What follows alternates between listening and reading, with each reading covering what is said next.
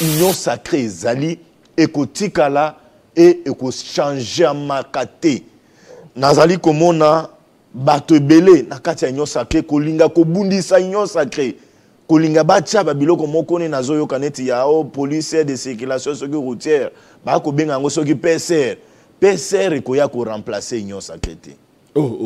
Ekoya ko remplacer union sacrée. L'union sacrée députés quand même non l'union sacrée la majorité a été identifiée na kati ya assemblée nationale par Mwana Mboka Augustin Kabouye au chef de l'État a nommé qui comme informateur. Madame Judith Lelo azali nommé azali issu il y a consultation au Israël ko salema et donc ko sala ba consultation mosusu parallèle na oyo informateur à Salaki c'est détruire l'union sacrée. Et j'aimerais dire l'union sacrée est composée du présidium et l'union sacrée. Ce qui va la réunion, tenga na kosenga bango ba la réunion. Ko linga ko dédoubler l'union sacrée, ko linga ko ternir image ya présidium et l'union sacrée. Obima mwana malonga, mwana malamu et pas chef de l'État. Alors que Congolais à Yeba et Tinakati Mboko, ba maison sans jour, tina le to mona kangote. Soda, oya fa na kan kokolo. Oya bandai ko envier fa na maison moko ya luxe. Ndako moko ya kitoko. Oya bandai ko envisager na niveau embouchement ya fa na ndako moko ya kitoko. Tina le lomba nini wana ekena na mupepe.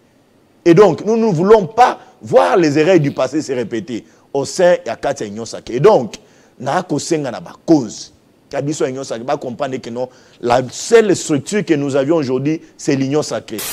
Madame Judith, elle n'a pas eu quand même à respecter qui ba recommandation parce qu'à l'obaki, pas question, il y a ba autorité morale dans le gouvernement, mais fort malheureusement, les autres hommes ont autorité morale et presque, il y a ba regroupement politique et belé, bazongi dans le gouvernement. Le ministre est conduit. Donc oui, ça c'est un. De deux, elle a dit ceci. Nenge kwa sila koyokana que moto oyazana 10 députés à la poste ministérielle moko mais on a constaté que ezakaka AFDC même ba parti mutsus principe wana ezalaki les lots respecter tende konanga Flavier donc je pense que à la longue il faut bango ba comment ko bongisa biloko wana et puis la dame doit savoir aussi que la préoccupation majeure il y a peuple congolais ezali train de vie des institutions de Flavien. Donc, ce qui a un programme à niveau de l'Assemblée nationale, le train de vie des institutions doit être aussi son cheval de bataille. Et le Kouana des alliés à Moutouya, Toyeba ministre à Koufuta ma combien ministre à cause de combien de conseillers dans le cabinet naïe. Et puis nous ne voulons pas voir dans ce gouvernement ministre à qui de Koukuta nana chef de l'État. Alors que le Premier ministre a fait dans la télévision, mon ministre, qui n'est pas président de la République. Alors que c'est elle qui est chef du gouvernement, ministre a bypassé. Nous ne voulons pas voir toutes ces choses-là. Moi, personnellement, j'ai critiqué le régime Kabila. Et parce que le régime Kabila est de répondre à la préoccupation du peuple congolais. Dès que Joseph Kabila l'entourage, il a favorisé Belé, qui ont construit, qui ont investi en dehors de Mboka. Mais ce que Taliba province na bango, en tout cas, passe na kati ya motema. Je n'aimerais pas que cette histoire revienne encore sur le régime biso to Boubeli. Il y a Mwana Mboka Félix Antoine Tshilombo Tshisekedi. Effectivement, il y a solo. Moi, je suis un élu de Dekese. Mais ce qui est Dekese Panangaï, Nzela Malonga ezalité. Ce qui est Dekese Pananga, Ma ezalité. Bato ba oglunga ba distance ba 30 ba 15 km, 10 km, na bidon ya mai na mutu. Ba kendo toka mai na libulu.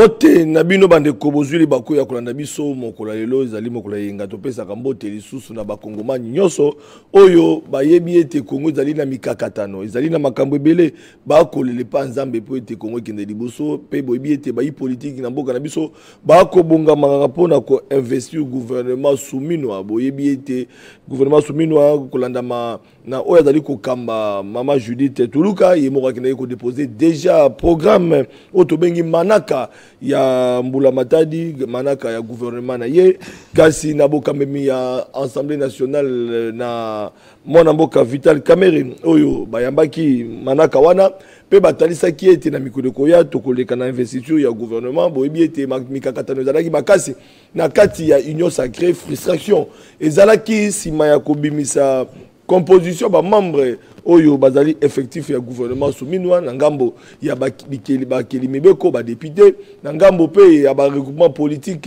ya ba politique ba tokikolo ba bazali ba leader ba chef ba regroupement ya solo kolele ezalaki na kati kasi na mbalo oyo tokiki ya solo makambo ekokende liboso po ete gouvernement wana ezala investi na mikolo koya na yango tokobeta masolo bande ko balandi pe to bana lekaki na Congo central boyebi ete maponami ya gouverneur esengelaki salema après conseil d'état tolandaki cour constitutionnelle ou asena okata pona koloba ete bokambemi ya Congo central ezali bongo na maboko ya Grâce Bilolo tokobeta masolo bande ko balandi na etali situation sociale ya baimboka na Kasai po ete moi oyo azali invité na biso azali député provincial élu ya Chikapa tokobeta masolo na epoto ba ete boni santé ya ba oyo bazomi kuna ba ponaye kuna masolo ezali kokende ndenge nini na otali pe lingomba politique na AFDC wapi azali cadre azali moko ya bandeko bazomi na kati ya FDC mwana mboka Bazin Pembe oyo na mesana ko yamba na casquette mosusu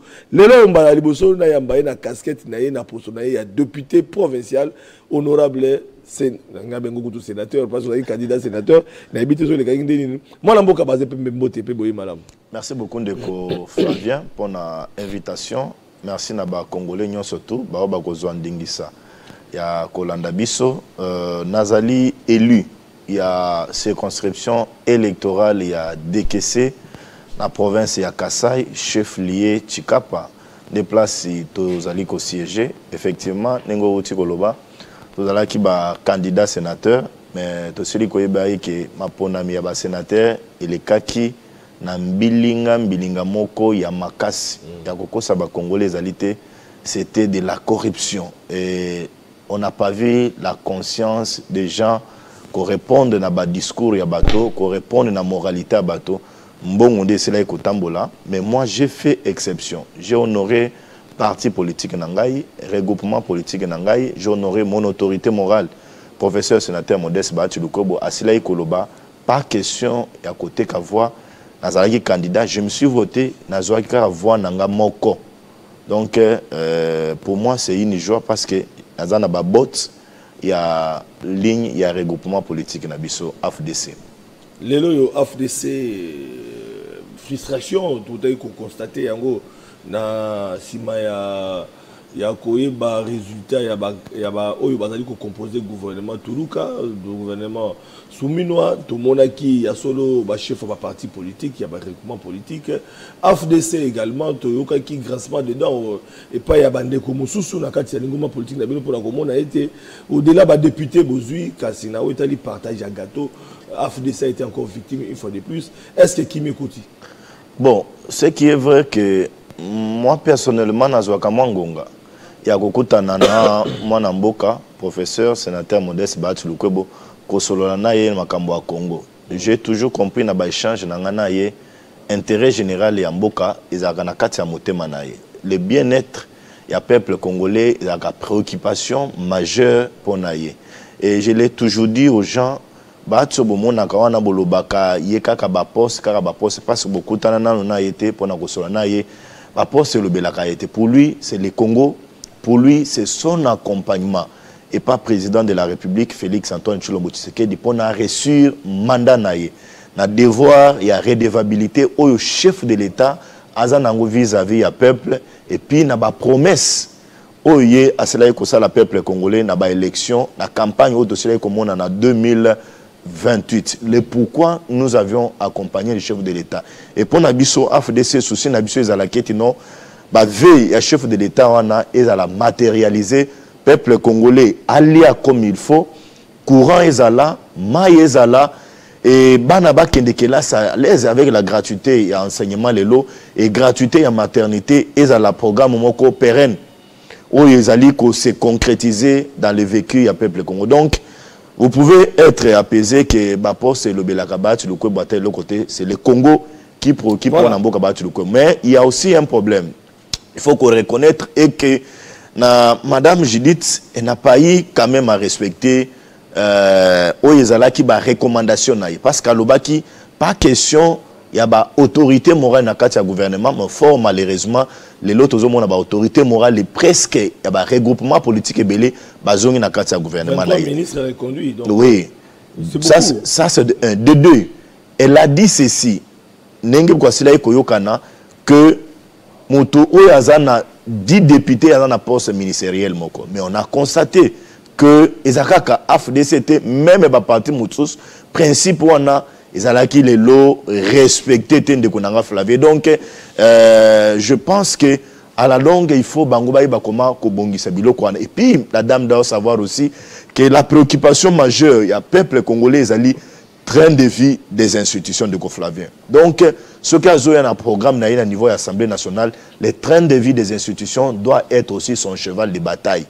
Et le Kouanan des alliés à Moutouya, Toyeba ministre à Koufuta ma combien ministre à cause de combien de conseillers dans le cabinet naïe. Et puis nous ne voulons pas voir dans ce gouvernement ministre à qui de Kokuta nana chef de l'État. Alors que le Premier ministre a fait dans la télévision, mon ministre, qui n'est pas président de la République. Alors que c'est elle qui est chef du gouvernement, ministre a y passé. Nous ne voulons pas voir toutes ces choses-là. Mais je sais que Azam Mama, n'a moi confiance mouké. N'a confiance bébé, n'a confiance mouké. N'a observé, n'a 100 jours et puis nous allons l'évaluer de Koflavier parce que le gouvernement est quotidiennement il y a à boire et à manger dans Katiwana. Élu député provincial na Chikapa, tous na Kassai, et Kolobama était population à Kassai, pauvreté l'équipe, bien que les alliés province pour na Koloba, les alliés Koloba coin, Oyo Mokonzamboka abimeli, mais il semble que la population est abandonnée, souffrance. Est-ce que Daniel Solo, ben lecteur na Yoba Onyoko? Le Flavien, moi personnellement, j'ai critiqué le régime Kabila.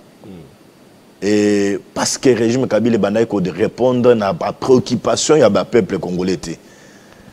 Donc Joseph Kabila l'entourage a favorisé Belé, qui ont construit, qui ont investi en dehors de Mboka. Mais ce que Taliba province na bango, en tout cas, passe na kati ya motema. Je n'aimerais pas que cette histoire revienne encore sur le régime Bisoto Boubeli. Il y a moi Namboka Félix Antoine Tshilombo Tshisekedi. Effectivement, il y a solo. Moi, je suis un élu de Dekese. Mais ce qui est Dekese Panangaï, Nzela Malonga ezalité. Ce qui est Dekese Pananga, Maï ezalité. Bato ba oglunga ba distance ba 30 ba 15 km, 10 km na bidon ya Maï na mutu. Ba Kolanda, ba lecteur no ba Holanda. Ba kendo toka Maï na libulu.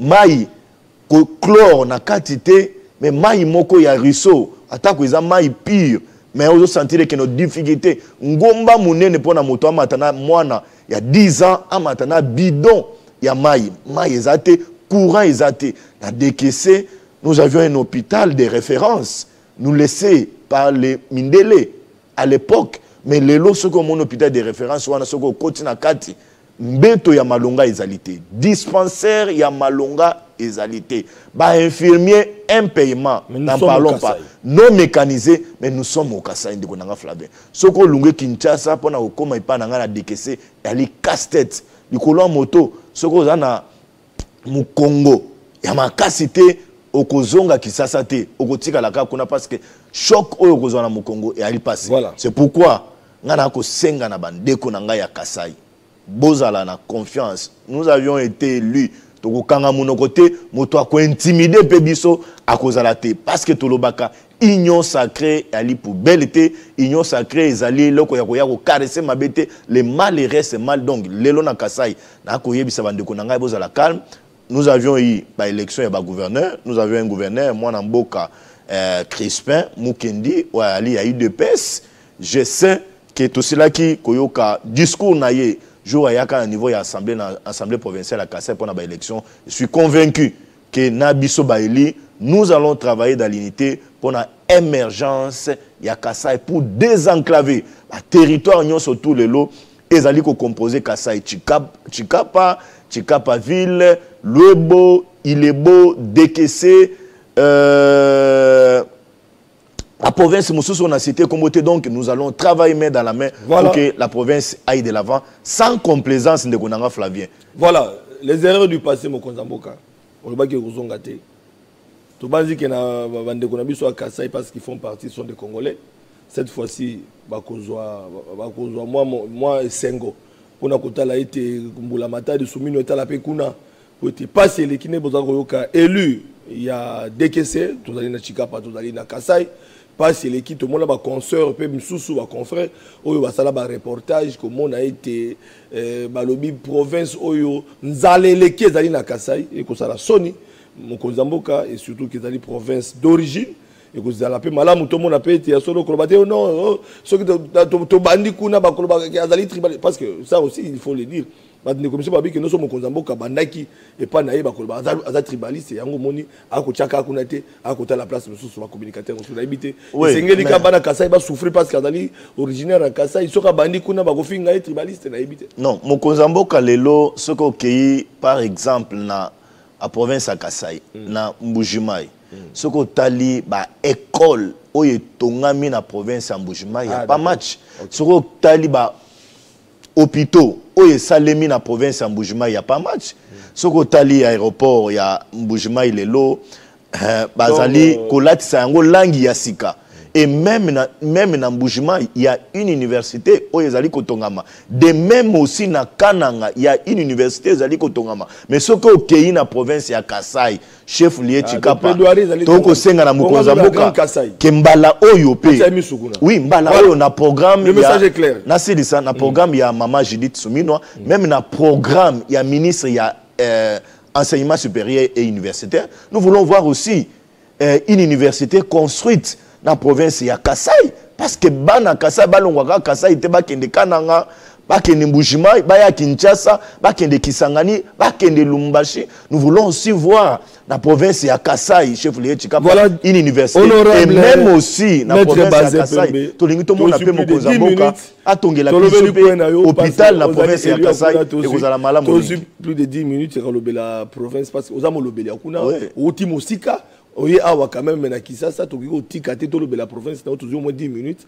Les alliés malades, parce que vous allez molobeli là-bas. On peut pas mon Konzamboka plaidoyer même Toulouka ayoki. Alors, tout quand on a quatre motindo ya maman na likambo après frustration, blocage, tout yoka ba sango gouvernement soumis aux investisseurs, ba député ba tomboki parce que équilibre géopolitique ils allaient même pas respecter, maniema semblerait ba bazalité, soko kei na province bande comme sous ya Maindombe. Balobi même la législature les qui na quinquennale les kaki ba to Maindombe bazala quitté ah donc Mboutou na Mboutou 23 ministres sur 55 oyo bazali ko composer gouvernement 23 ya kala 13 maintenus dans même poste mon Mboka Félix Tshisekedi 13 ministres 10 au permis voilà alors frustration tout ça alors qu'est-ce que nous pouvons retenir dans le gouvernement soumis au regard il y a la situation sur les kata union sacrée ndeko Flavien biso ba congolais ton dimaki to accompagner mon Mboka Félix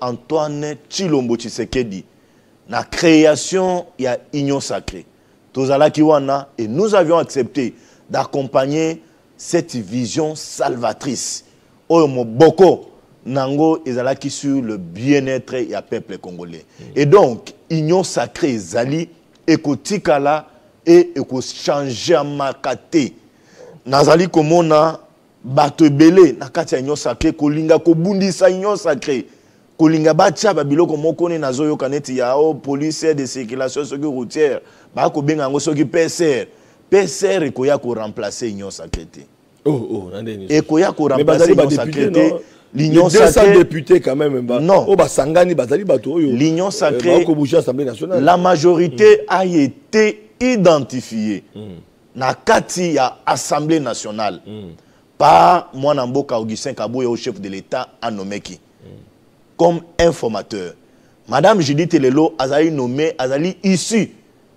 Il y a consultation au Israël Kosalema.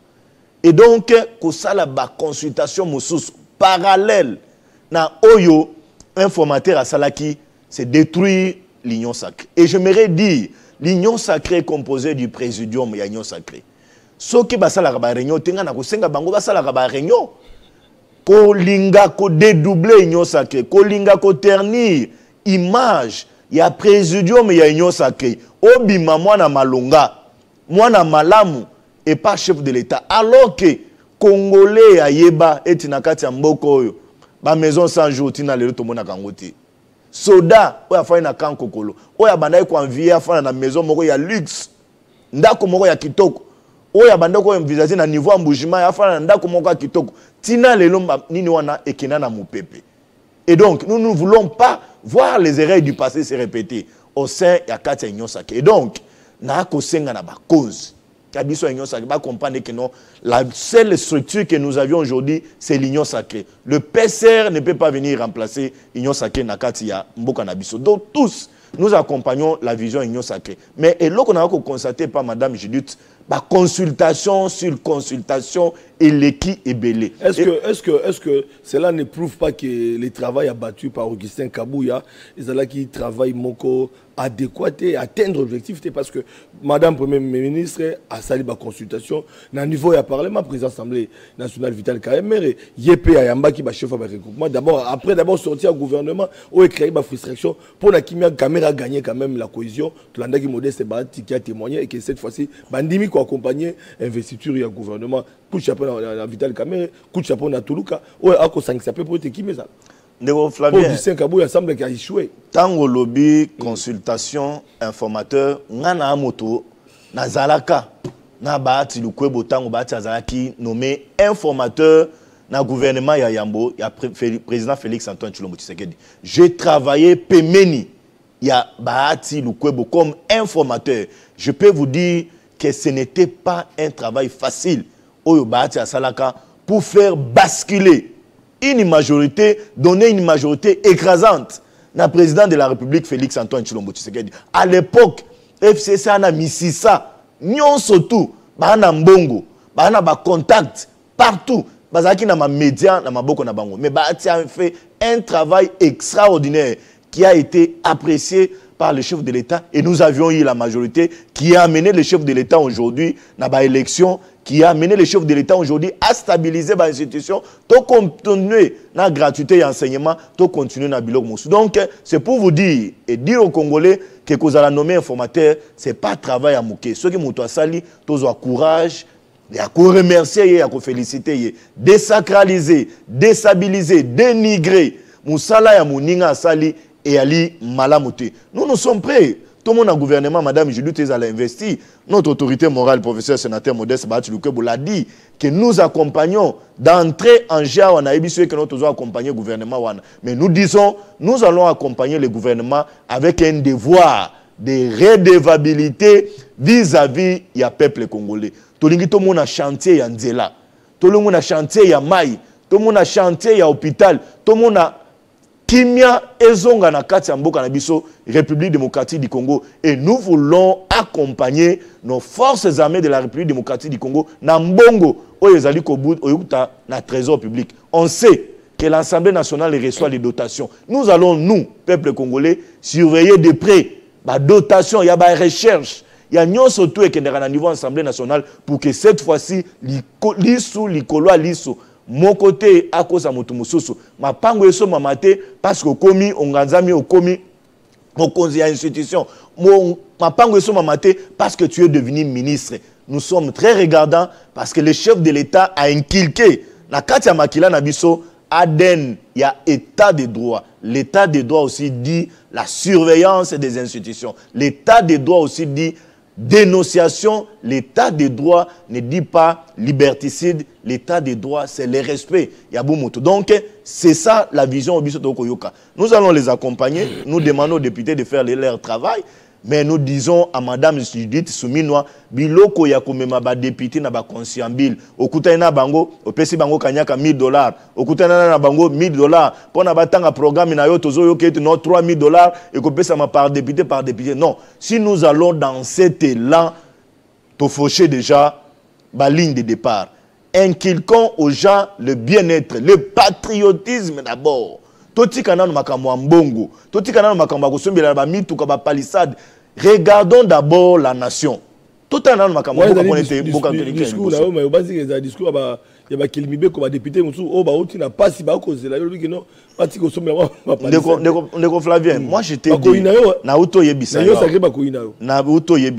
nous avions combattu le régime Kabila pour la anti-valeur. La exception. Je viens de te dire, non? Nous sommes allés aux élections des sénateurs. Moi, j'étais candidat sénateur de Flavien. Vous imaginez dans ces pays, ils soumettre une tentation à $60,000. On résistait à $60,000. Bilenga bongo bazate. Mais moi, j'ai résisté de ça. Je me suis dit, Nayoki, instruction à parti politique Nangaï. Nayoki, il ne faut pas torturer conscience Nangaï. Donc, moi, je suis sur cette lignée-là. Ce va député Bakoyokate, arbitre ya munene dans les peuples congolais. Je sais que kosa peuple voilà. Flavien alors, un jour à côté les mélailles. Après frustration Assemblée nationale, Vital Kamerhe consulte Nasuka, conclusion, frustré Bandimi qui accompagné l'investiture et au courant de la semaine, tout le canal investiture au gouvernement soumis noir. Est-ce que les lots autour de satisfaction pour la union sacrée et au regard il y a situation il y a pas si à Congolais yomo tu koloba on a des caisses courants d'alité maïsalité des faits à magie batu ba kasakeno Kinshasa des Congo or yokuna na chika papa bande ko ba kolela bande ko na biso na mon papa ba kolela bande ko na biso ozomi bazomi na Norubangi ba kolela donc Congo za monene est-ce que gouvernement soumis noir a ko kapenda ko si ça passe à Congolais dollar et ko mataka tozo ba tout mboka on les okende ba consultation bandako salema na niveau assemblée nationale na auto yebisayo c'était pour dénigrer présidium il y a union sacrée. Oui, na monaki importance na ngote. Na monaki importance na ngote ndeko Flavien eza ba homme politique alinga ko sala ba récupération ba sauter premier sur certains événements mais nous disons nous sommes au sein de l'union sacrée demeure, personne ne peut venir débaucher ou bien personne ne peut venir dédoubler l'union sacrée de la nation où ezali la vision salvatrice comme je l'ai dit ici.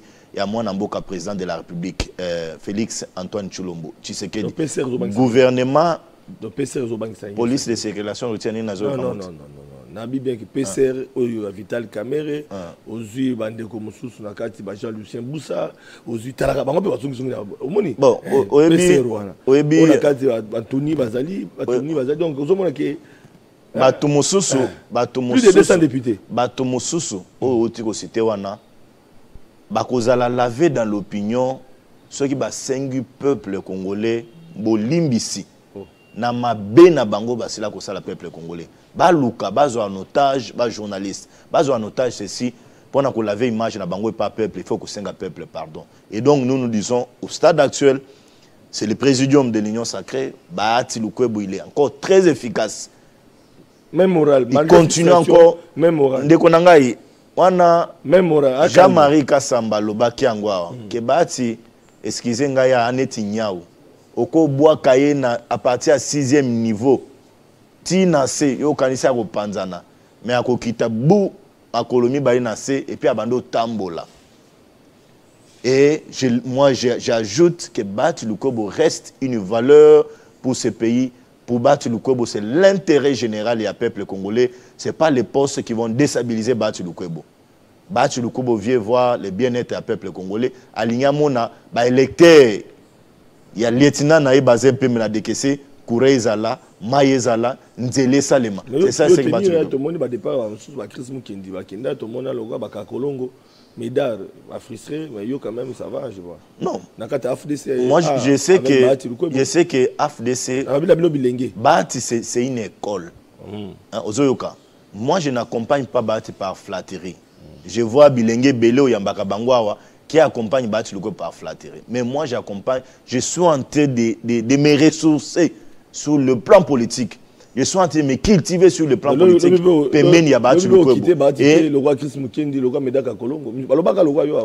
Je suis dans une école.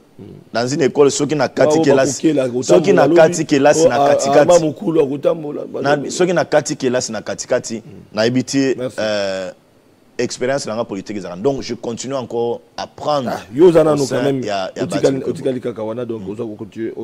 alors tout comme la souka, élection par gouverneur quand même. Et moi parce que nous sommes arrivés à la fin.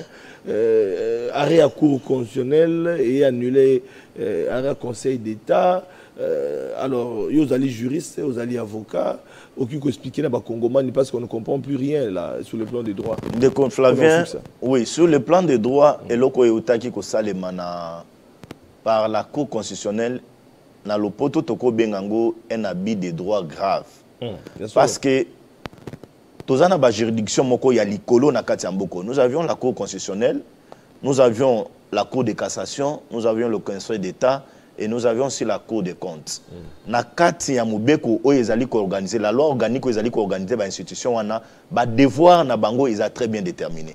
Soko ke na article 43 ya constitution na biso ya loi organique o ezali ko organiser cour constitutionnelle bazali ko définir ba matière o cour constitutionnelle ezali ko traiter. Mais nulle part dans la loi organique de la Cour constitutionnelle bazali ko lobe que non cour constitutionnelle ce qui conseil d'État à rendre décision na une dernier ressort que le Cour constitutionnelle a examiné décision et le Conseil d'État a cassé yango pour renvoyer dossier devant Cour d'appel et ça les makate.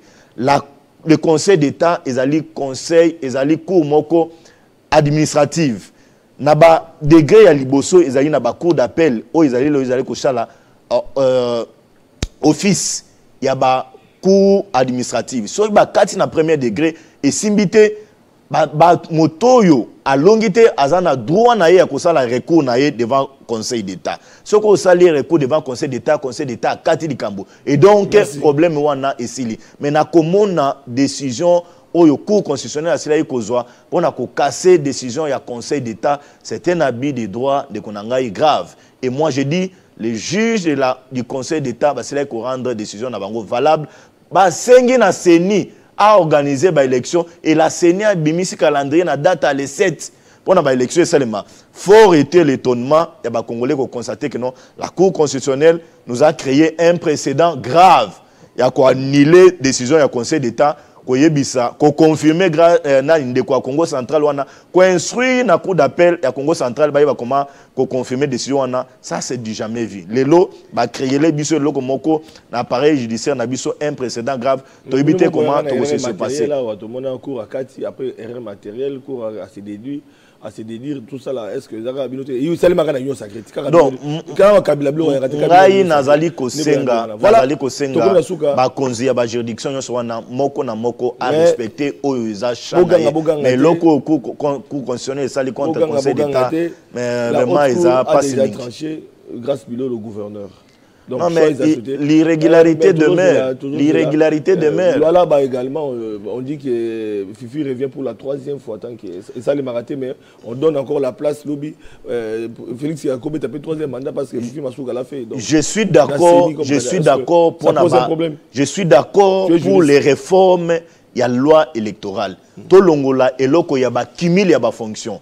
To longola et to revoir et loko ya seuil d'éligibilité. To revoir et loko ya caution ya président de la République, to revoir et loko ya cumul ya ba poste député provincial, sénateur, député national, conseiller communal, bourgmestre et puis gouverneur, Kamutu Moko. Donc il reçoit député à la fin du mois mitano na trésor public. Non, il faut revoir la loi électorale. On répond pour la candidature 3e fois. Yanani. On dit que Fifi Massouga revient pour la 3e fois gouverneur. Et que CENI fallait bloquer Batiki, mais non, mais c'est la loi, on va la bloquer comment? C'est la loi, c'est pourquoi on a oublié que non, il faut des réformes dans la loi électorale. Maître Bazé Pembe Zaki Sengomengi parce que Azali Elenge Oyo biso to lobato Azali bilingue c'est to soutenir bandeko na biso communicateur nous sacré toujours malgré que bosala 5 ans ya communication na bambongo na bino na moyen na bino Félix Tshisekedi accompagner binoté ozu ba présidium na bino wana ba accompagner binoté et puis ba député de monde Donald Kabasele à l'équipe député les plus élus mais ye wana récupérer siège na baza ko nyokola bino ba communicateur. Est-ce que vous continuez à communiquer? Non, nous continuons à servir la nation. Continuons à accompagner le président de la République, Félix Antoine Tshisekedi. Mais tozali kosenga pe na mokonzamboka mandat oyo ebandi même maman ba présidium ya nyo sacré bayeba pe comment koyamba ba jeune communicateur oyo bazali ko démener lelo bazali ko se déployer na réseaux sociaux na ba télévision pour na accompagner mokonzamboka Félix Antoine Tshisekedi.